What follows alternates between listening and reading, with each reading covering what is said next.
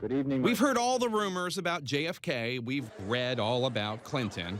We've seen more than enough of Anthony Weiner. But it turns out the steamiest and perhaps best documented of Washington's wanton lust comes from Warren G. Harding.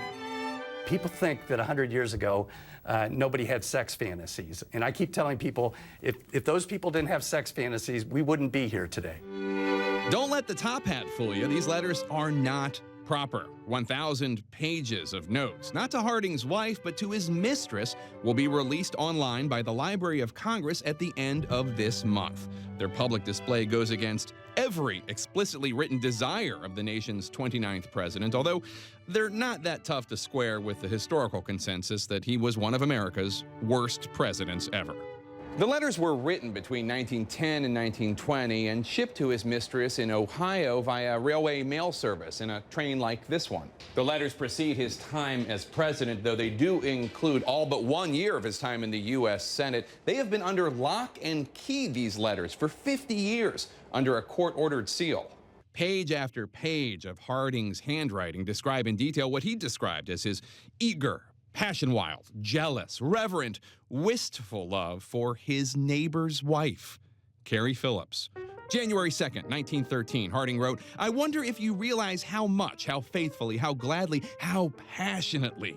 Yes, you do know the last. You must have felt the proof." Proof, it turns out, was something she may have been very interested in. Some experts believe that she may have been a German spy. She was being followed by the Bureau of Investigation as someone who was a spy. And I think that this was kind of an insurance policy for her to keep these letters, that people would not bother her if they knew that she had them. And just as modern-day Casanovas try in vain to delete emails and text messages, the married presidential hopeful pleaded with his lover to dispose of the evidence.